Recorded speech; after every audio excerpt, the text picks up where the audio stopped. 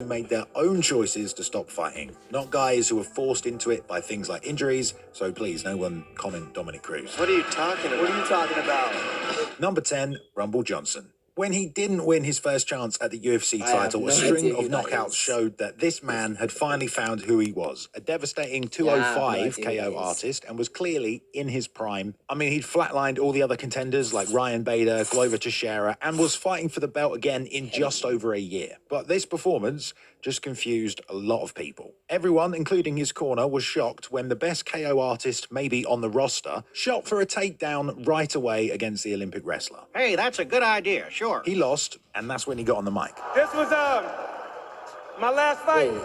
I went out on my own terms.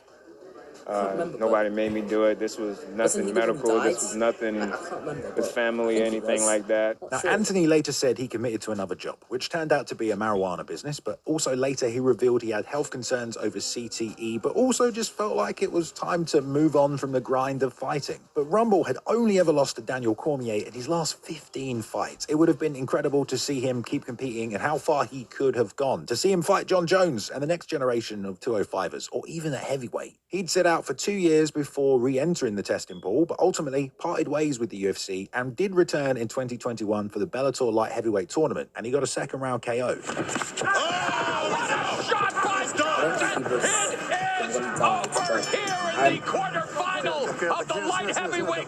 I remember, like, there was a UFC fighter who had, like, a okay career in UFC, but then he died recently, and then, like, everyone was sad about it, but is this the guy? I don't know. Maybe I should just keep watching the video. Maybe he might explain it.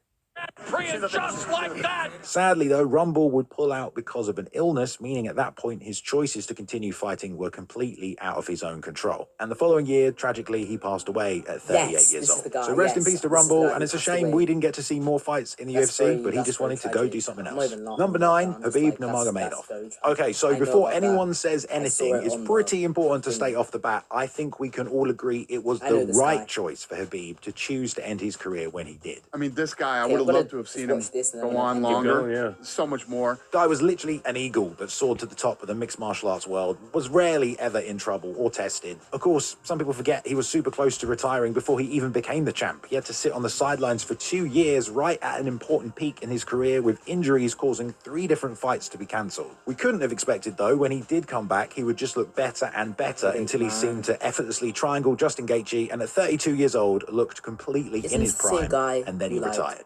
It was jumped Dylan Dennis. Yeah, I think he was. I can't remember, but yeah. Yeah, I think he was.